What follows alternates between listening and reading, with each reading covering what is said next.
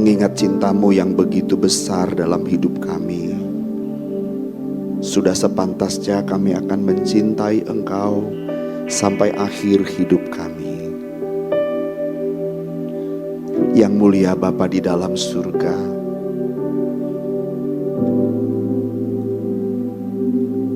kami rindu mendengarkan suara-Mu pagi hari ini Tuhan.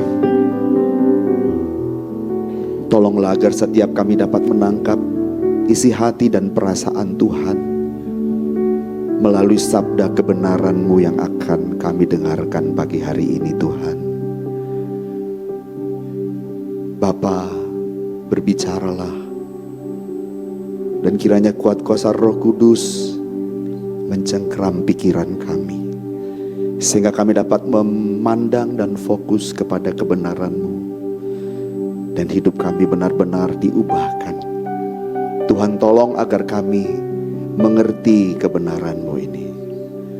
Kami sambut firman-Mu yang mulia di dalam nama Tuhan Yesus Kristus. Mari bersama kita katakan amin, amin. Silakan duduk Bapak Ibu, saudara-saudara terkasih di dalam Tuhan. Selamat pagi, shalom. Bapak Ibu, saudara-saudara sekalian, banyak di dalam hidup kita pilihan. Banyak hal dalam hidup kita bisa dianggap pilihan.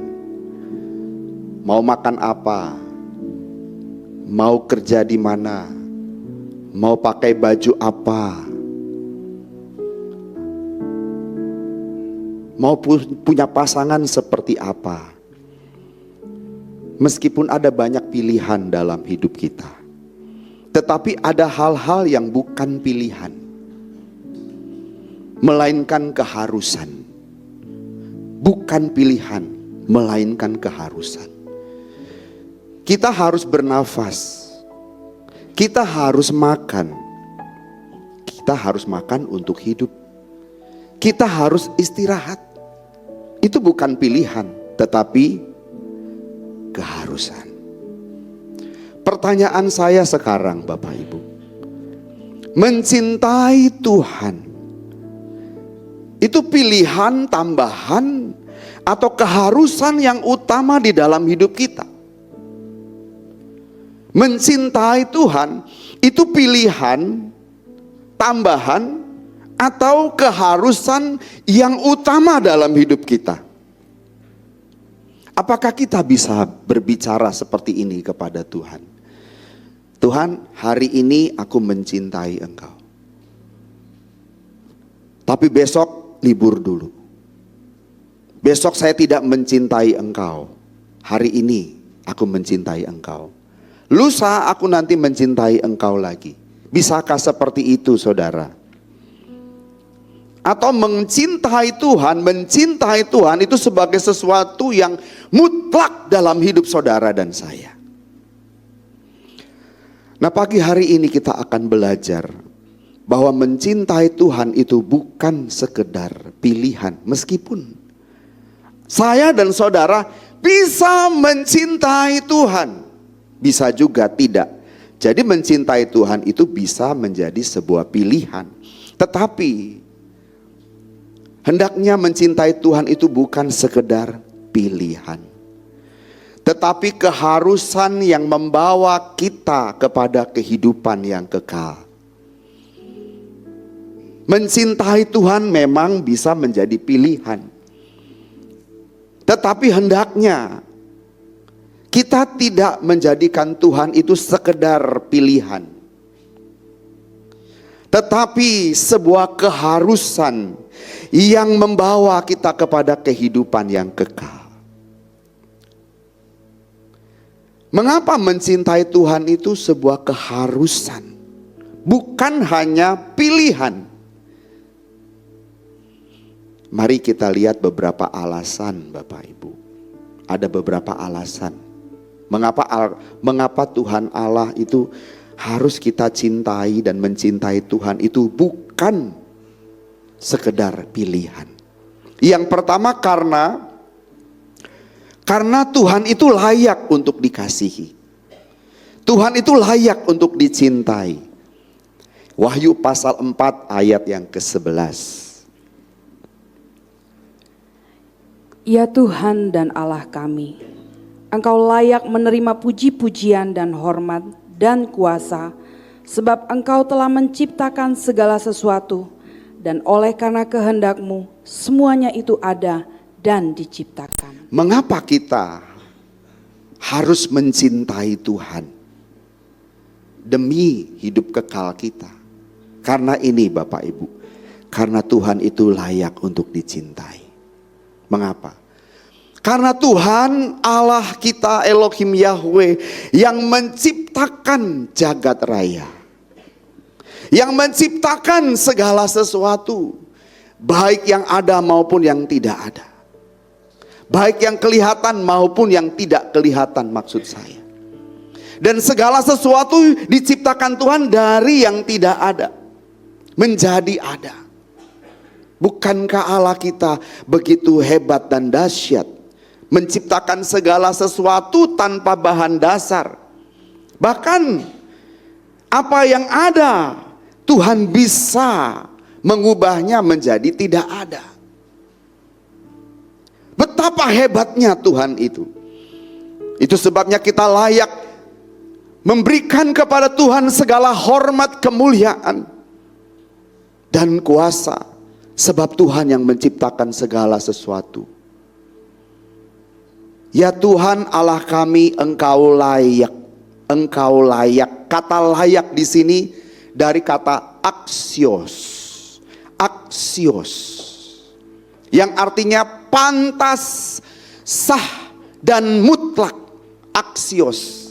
Jadi Bapak Ibu kalau pernah lihat ada merek salah satu laptop, ada tulisannya aksios. Aksios itu layak, pantas, atau sah. Jadi kalau kita memberikan pujian, pengagungan, dan mencintai Tuhan, itu pantas dan layak. Sebab Tuhan Allah Elohim Yahweh yang menciptakan segala sesuatu. Jadi kita mencintai Tuhan hendaknya bukan karena mudi. Lagi senang kita mencintai Tuhan, itu mudi. Tapi lagi gak senang kita melupakan Tuhan. Lagi banyak uang kita melupakan Tuhan. Lagi tidak punya uang, lagi seret kita cari Tuhan. Kita baru berdoa, kita baru menyembah Tuhan. Itu namanya mencintai Tuhan secara mudi atau mood. Tetapi harusnya kita mencintai Tuhan, memberikan pujian, pengagungan, karena memang Tuhan layak. Layak. Tuhan itu Elohim Yahweh, pencipta segala sesuatu, dan juga penyelamat dalam hidup kita. Katakan amin.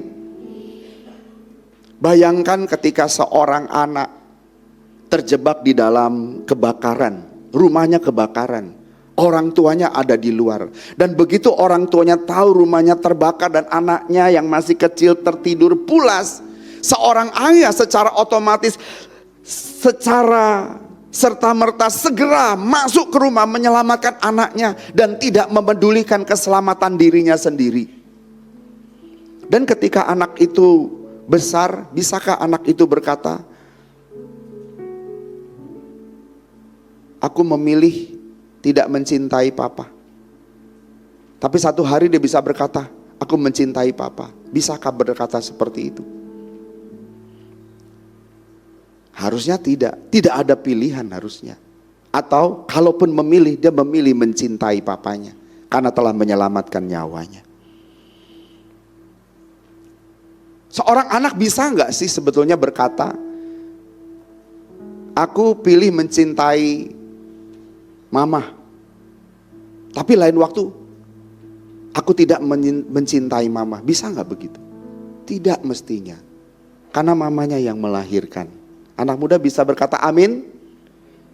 Kamu tidak bisa. Anak muda, kamu tidak bisa berkata, aku pilih mencintai mama, tapi satu waktu aku berkata, aku tidak mencintai mama lagi. Bisa begitu? Mestinya tidak. Mutlak mama, orang tua itu layak dicintai. Amin? Kemarin saya ada melihat satu postingan seorang ayah yang ikut hanyut beserta dengan anaknya. Anaknya hanyut di bawah lumpur, si ayah loncat untuk menyelamatkan anaknya dan dia pegang terus tangan anaknya sampai kedua-duanya tenggelam. Betapa dia mencintai anaknya. Itu yang dilakukan oleh Tuhan Yesus bagi kita. Karenanya dia layak untuk dicintai.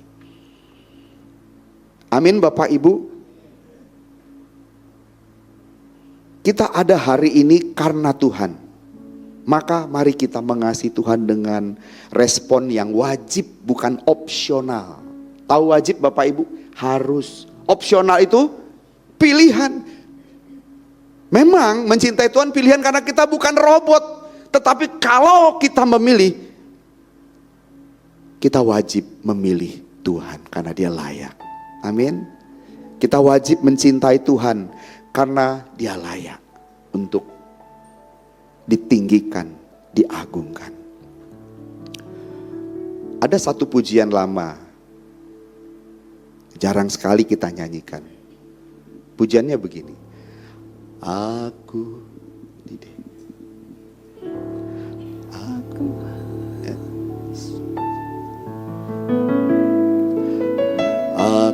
hendak bersyukur pada Tuhan karena keadilan-Nya dan bermazmur bagi nama Tuhan yang maha tinggi.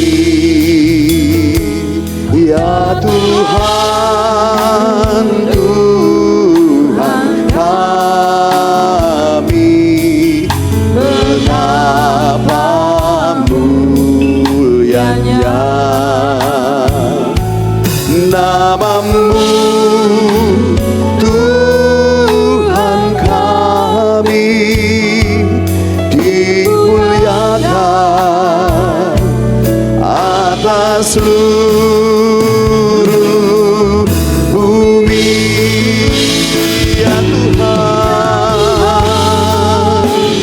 Tuhan kami, betapa mulianya nama-Mu,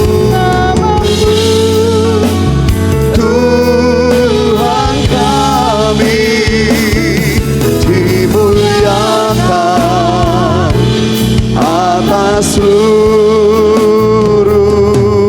bumi. Khususnya di refnya, ini memang pujian yang kita nyanyikan ini dari Wahyu pasal 4 ayat 11. Bahwa Tuhan itu layak untuk dimuliakan, layak untuk ditinggikan, layak untuk dicintai. Yang kedua, mengapa kita harus mencintai Tuhan, dan mencintai Tuhan itu bukan opsional Bapak Ibu. Karena Tuhan lebih dulu mencintai kita. Tuhan lebih dulu mengasihi kita. Coba kita lihat di 1 Yohanes 4 ayat 19. 1 Yohanes 4 ayat 19. Kita mengasihi karena Allah lebih dahulu mengasihi kita. Amin. Jikalau seorang berkata, aku mengasihi Allah, dan ia membenci saudaranya, maka ia adalah pendusta. Karena barang siapa tidak mengasihi saudaranya yang dilihatnya, tidak mungkin mengasihi Allah yang tidak dilihatnya. Amin. Perhatikan ayat 19. Dan saya menekankan ayat 19 ini Bapak Ibu. Mengapa kita harus mengasihi Allah? Karena Tuhan lebih dahulu mencintai kita. Artinya apa? Lebih dulu. Apa arti kata lebih dahulu? Apa arti dari kalimat lebih dahulu? Ayat ini menunjukkan kepada inisiatif lebih dulu. Inisiatif. Bapak Ibu, kita ini semua orang berdosa. Ada yang tidak berdosa bisa angkat tangan. Tuhan itu maha kudus. Sementara kita orang berdosa. Sejak dilahirkan kita sudah berada di dalam penguasaan dosa, Bapak Ibu. Begitu kita tambah besar, kita tambah sadar bahwa kita ini seorang berdosa. Bukti bahwa saudara dan saya orang berdosa apa? Saudara pernah berbohong? Angkat tangan yang tidak pernah berbohong. Pertanyaan saya, siapa yang mengajari kita berbohong? Adakah orang tua kita yang mengatakan, nak, nanti kamu kalau sudah besar dikit suka bohong ya. Cara bohong yang baik begini, nak. Cara bohong yang baik supaya orang gak tahu gini, nak. Ada begitu? Ada di sana, di sini ibu-ibu mengajarkan anaknya bohong? Gak ada. Tapi bisa bohong. Dari kecil kita bisa bohong. Saya pernah bohong, punya makanan, saya umpetin begini. Rik, bagi dong makanan lo. Kagak ada. Ada, saya punya makanan itu, saya simpan di belakang saya. Siapa yang ngajarin saya bohong? Bukan bapak saya, bukan mama saya. Saya bisa bohong dengan sendirinya loh. Saya pernah mencuri, Bapak Ibu. Jadi sepanjang saya waktu masa kecil, saya bikin mainan itu sendirian. Mobil-mobilan sendirian, dari, kalau nggak dari kaleng bannya, itu dari sendal jepit. Ikut-ikutan teman bikin sendiri, saya bikin sendiri waktu kecil. Gak pernah dibelikan mainan. Satu hari saat berkunjung ke rumah saudara, itu persis di bulan Januari. Biasanya kalau orang Batak Januari itu berkunjung. Nah, saya berkunjung. Kami berkunjung. Saya lihat di rumahnya banyak mobil-mobilan dari besi. Saya ingat itu, saya ambil salah satu mobil berwarna kuning. Itu mobil yang ada belakangnya bisa dibuka gitu. Maksudnya gini, kalau misalnya sekarang apa ya, mobil yang mengangkut pasir, ya, dump truck, warnanya kuning, bagus. Saya ambil masukin kantong. Lalu kami pulang, saya diem aja loh, nggak ada rasa bersalah. Di mobil orang tua saya bilang gini, ketika saya mainin ngeng, loh, Riko, mobil-mobilan siapa itu?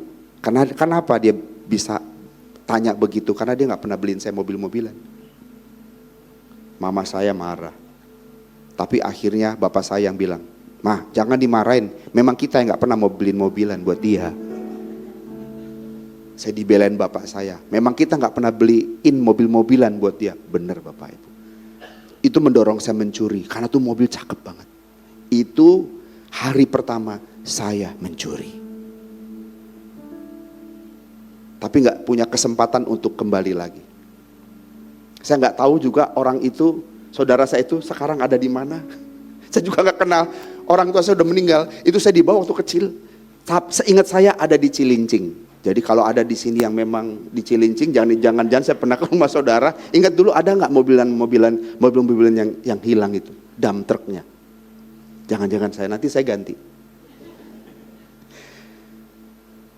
Kita orang berdosa dari sononya, nggak ada ngajarin berdosa, kita bisa berdosa. Kita nggak layak, tapi Tuhan mencintai kita. Bahkan Dia mencintai kita ketika kita sedang dalam keadaan berdosa. Dia mencintai kita, Dia mengasihi kita, dan lebih dahulu mencintai kita dengan inisiatif Tuhan. Itu sebabnya Bapak Ibu, kalau kita sadar bahwa Tuhan lebih dahulu mencintai kita, maka kasih kita kepada Tuhan mestinya besar. Kalau kita mencintai Tuhan hanya sebatas balasan kecil dari cinta kasih Tuhan yang besar di kayu salib, gak sebanding. Kita harus mencintai Tuhan secara besar juga. Katakan amin. Sebab kita gak mungkin ada seperti sekarang kalau bukan karena Tuhan. Gak mungkin ada Bapak Ibu, kita bisa mengalami Tuhan, mengenal Tuhan. Bapak Ibu yang datang ke sini, saya yakin saudara dipanggil Tuhan. Bapak Ibu yang hadir sekarang ini, saya begitu percaya saudara dikasihi, dicintai Tuhan secara besar. Karena Tuhan sudah menyerahkan nyawanya bagi saudara. Yang sebentar kita akan bersama masuk dalam perjamuan kudus menghayati korban Kristus. Tuhan mencintai kita itu bukan karena terpaksa, Bapak Ibu. Bukan karena terpaksa, melainkan karena cintanya yang besar, tidak menghendaki satupun manusia binasa. Tuhan tidak menghendaki satupun dari antara kita binasa, Bapak Ibu. Itu sebabnya Tuhan mati bagi kita. Bahkan mati bagi seluruh umat manusia, termasuk orang yang berdosa. Ketika Tuhan Yesus disalib, sebelum disalib, ada pilihan memilih Yesus disalib atau Barabas. Siapa yang dipilih oleh orang-orang banyak? Barabas. Yesus mati untuk Barabas atau tidak, Bapak Ibu? Yesus mencintai Barabas atau tidak? Barabas tuh residivis. Memang tidak dicatat Yesus mencintai Barabas, tetapi saya mau mengatakan Yesus juga mati bagi Barabas. Amin. Yesus mengasihi mereka. Tidak ada yang tidak dikasihi Tuhan. Semua manusia dicintai Tuhan. Dan Tuhan mencintai kita bukan karena terpaksa, tetapi karena cintanya yang besar, tidak menghendaki satupun manusia binasa. Jadi kita dicintai Tuhan tanpa syarat, Bapak Ibu. Tidak nunggu baik dulu. Tidak. Tuhan mencintai kita. Bahkan ketika kita sedang tidak baik, sedang mencuri. Dulu waktu ketika saya mencuri itu, saat itu Tuhan sayang gak sama saya? Waktu mencuri, sayang gak Tuhan sama saya? Kalau waktu mencuri Tuhan gak sayang, udah mati aja, mati saya. Tapi hari ini gak, malah jadi pendeta. Ya kan? Tuhan sayang saya. Bahkan ketika saya mencuri, ketika saya berdosa, Tuhan sayang saya. Saudara, ketika saudara berdosa, sebesar apapun dosa saudara, Tuhan tetap sayang kepada kita. Selama jantung masih berdetak, nadi masih berdenyut, kita masih punya kesempatan untuk bertobat. Kecuali selesai dan kita belum bertobat, gak ada pengampunan bagi kita. Tapi sekarang masih punya kesempatan. Tidak ada dosa terlalu besar yang Tuhan tidak bisa mengampuni atau tidak mau mengampuni. Tidak ada. Ingat juga, tidak ada dosa terlalu kecil yang kita bisa sembunyikan di hadapan Tuhan. Tidak ada. Jadi karena Tuhan mencintai kita bukan karena terpaksa dan tanpa syarat, yuk kita mencintai Tuhan tanpa syarat dan bukan juga karena terpaksa. Katakan amin. Cinta kita kepada Tuhan harus lahir dari hati kita yang paling tulus, bukan karena paksaan. Karena Tuhan lebih dahulu mencintai kita. Mengapa kita kita harus mencintai Tuhan? Mencintai itu sebuah keharusan bagi kita. Karena dia layak untuk dicintai. Yang kedua, Tuhan lebih dulu mencintai kita. Yang setuju katakan amin. Dan yang ketiga, mengapa kita harus mencintai Tuhan? Karena mencintai Tuhan adalah hukum yang terutama. Matius 22 ayat 37 sampai 38. Mencintai Tuhan itu adalah hukum yang terutama. Jawab Yesus kepadanya, kasihilah Tuhan Allahmu dengan segenap hatimu dan dengan segenap jiwamu dan dengan segenap akal budimu. Itulah hukum yang terutama dan yang pertama. Hukum yang terutama, protos entole, artinya nomor satu, di atas segalanya. Terutama maksudnya apa Bapak Ibu? Nomor satu, di atas segalanya. Bisa diulangi? Nomor satu, di atas segalanya. Kalau negara memiliki hukum, dan hukum itu wajib untuk ditaati. Kalau hukum Allah, di atas segalanya. Kenapa? Karena hukum Allah membawa kepada kehidupan kekal. Dan hukum-hukum yang ada di dunia ini beda-beda Bapak Ibu. Beda-beda. Oleh sebab itu kita harus lebih taat kepada hukum Allah. Contohnya begini. Kalau di Indonesia tidak mengakui, tidak menerima adanya pernikahan sesama jenis, dan tidak ada hukum yang mengatur itu, tetapi di negara lain ada. Jadi kalau kita sebagai warga negara di sebuah negara, kita harus taat kepada hukum yang ada, itu wajib. Tetapi kita harus lebih taat kepada hukum yang terutama, nomor satu dan utama, yaitu hukum Allah. Berikan dulu tepuk tangan bagi Tuhan. Kalau kita ada di dalam lalu lintas, lalu di depan ada traffic light, dan lampu itu kemudian berwarna merah, apa yang harus kita lakukan? Apa yang harus kita lakukan? Berhenti. Berhenti itu pilihan atau keharusan. Tapi kalau kuning bagaimana? Siap-siap berhenti atau siap-siap pindah gigi? Over gigi, tambah gas. Biasanya Pak Wilman tambah gas ya, tancap gas. Itu pilihan atau kewajiban? Mestinya baik merah maupun kuning, kewajiban. Merah wajib berhenti, kuning siap-siap berhenti. Begitu Pak Yohanes. Kuning itu siap-siap berhenti, bukan siap-siap tancap gas. Alasan kita buru-buru, padahal sebenarnya gak ada pilihan.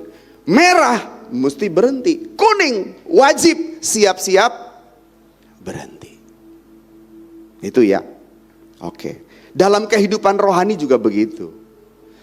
Ada tanda merah, lampu merah dari Tuhan, jangan diterabas.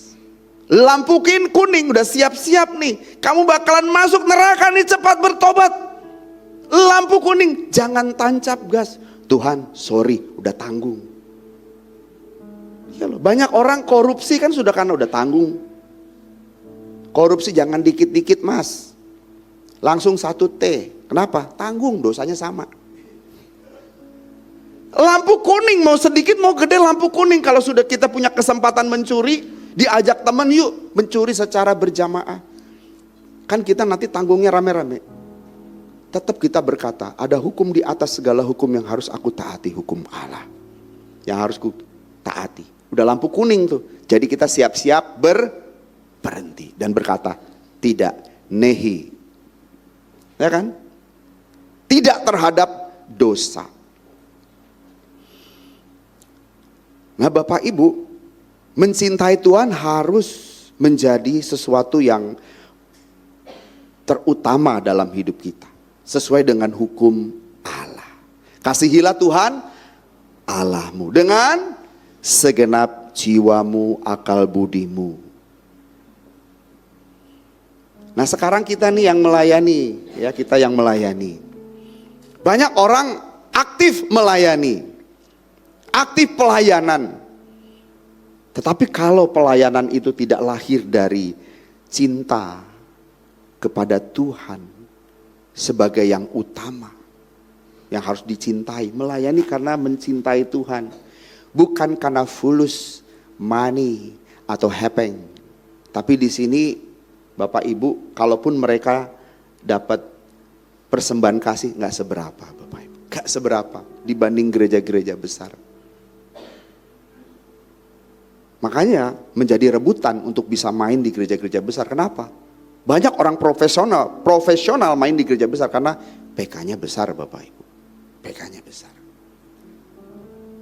Nah sekarang yang kita di sini gereja kecil ya, belajar dari kecil untuk tidak fokus kepada uang, tapi sebagai alat sarana, sebagai alat bukti kita mencintai Tuhan, kita melayani Tuhan. Katakan amin. Semua pelayan Tuhan amin. Jemaat Tuhan juga bilang amin tadi. Berarti ini jemaat Tuhan yang juga melayani Tuhan. Amin. Ya jemaat Tuhan juga harus melayani Tuhan, ya kan? Harus melayani Tuhan. Kalau saudara aktif datang ibadah, itu juga dalam rangka melayani Tuhan. Dan harus didasari oleh cinta kepada Tuhan. lahir dari hati kita yang mencintai Tuhan. Sebab jika pelayanan kita, rajinnya kita hadir ke gereja, tetapi tidak didasari cinta yang besar kepada Tuhan, semuanya itu kosong. Kosong. 1 Korintus 13 ayat 3 berkata apa? Dan sekalipun aku membagi-bagikan segala sesuatu yang ada padaku. Membagi-bagikan segala sesuatu yang aku punya, bagi-bagi nih. Kalau aku punya uang, uangku bagi-bagi. Punya baju, punya pakaian, punya harta benda, kita bagi-bagi. Bahkan menyerahkan tubuhku untuk dibakar. Bahkan menyerahkan tubuhku untuk dibakar. Dulu pernah satu kali ya, saya lupa di tahun 98 kalau tidak, ada mahasiswa membakar dirinya di depan. Kalau tidak salah di Monas, Bapak Ibu. Dia membakar dirinya. Terus? Tetapi jika aku tidak mempunyai kasih, sedikit pun tidak ada faedahnya. Tidak ada faedahnya, nol. Kalau semua yang dilakukan itu bukan dilandasi kepada cinta yang besar kepada Tuhan, nol. Sekalipun kau memberi dirimu dibakar, nol. Tapi bukan karena cinta kepada Tuhan. Nol, Bapak Ibu. Yang keempat, kenapa kita harus mencintai Tuhan? Apa alasan kita mencintai Tuhan? Karena mencintai Tuhan membawa kita kepada kehidupan kekal. Membawa kita kepada kehidupan kekal. Ulangan 30 ayat 19 dan 20. Aku memanggil langit dan bumi menjadi saksi terhadap kamu pada hari ini. Kepadamu kuperhadapkan kehidupan dan kematian, berkat dan kutuk. Kehidupan dan kematian, berkat dan kutuk. Tuhan memperhadapkan kepada bangsa Israel. Pilihlah kehidupan supaya engkau hidup. Pilihlah kehidupan supaya engkau hidup. Baik engkau maupun keturunanmu. Dengan mengasihi Tuhan Allahmu, mendengarkan suaranya dan berpaut padanya, sebab hal itu berarti hidupmu dan lanjut umurmu untuk tinggal di tanah yang dijanjikan Tuhan dengan sumpah kepada nenek moyangmu, yakni kepada Abraham, Ishak dan Yakub, untuk memberikannya kepada mereka. Baik. Dengan mengasihi Tuhan Allahmu, maka engkau akan hidup. Dengan mengasihi Tuhan Allahmu, maka engkau akan hidup. Nah, dengan demikian kita mencintai Tuhan Allah kita, Elohim Yahweh, melalui dan di dalam Tuhan Yesus Kristus, supaya kita hidup. Hidup di sini bukan sekedar hidup, tetapi hayah. Itu bukan sekedar bernafas, tetapi hayah itu berbicara kekekalan. Kita mencintai Tuhan bukan sekedar supaya kita hidup, tetapi hidup di dalam kekekalan. Hayah. Kita bisa hidup tanpa cinta, tetapi kita tidak bisa hidup tanpa cintanya Tuhan kepada kita. Yang setuju katakan amin. Dan kita juga tidak bisa hidup jika tidak mencintai Tuhan. Hidup di dunia sementara kita tidak mencintai Tuhan bisa, tetapi saya pastikan sesuai firman Tuhan, hidup kita cuma selesai di dunia ini dan berlanjut di api kekal. Tapi kalau kita mencintai Tuhan, kita tidak mencintai dunia, kita memilih mencintai Tuhan, kita tidak lagi mencintai dunia, maka kita akan menemukan cinta yang kekal, cintanya Tuhan. Loving God is not one option among many. It is the essence of life itself. Mengasihi Tuhan bukanlah salah satu pilihan dari antara banyak pilihan, melainkan inti dari kehidupan itu sendiri.